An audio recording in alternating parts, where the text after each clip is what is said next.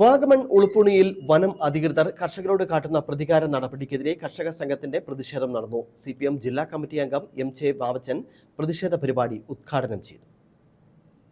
വാഗമൺ ഉൾപ്പൂടി പ്രദേശത്ത് നാളുകളായി കർഷകരോട് വനം അധികൃതർ തുടരുന്ന ദ്രോഹ നിലപാടിനെതിരെയാണ് കർഷക സംഘം പ്രതിഷേധവുമായി രംഗത്ത് വന്നത്. കേരള കർഷക സംഘം പുള്ളിക്കാനം വില്ലേജ് കമ്മിറ്റിയാണ് പ്രതിഷേധ പരിപാടി സംഘടിപ്പിച്ചത്. ഉളുപ്പൂണി വനം ഓഫീസിലേക്ക് പ്രതിഷേധ മാർച്ചും നടത്തി.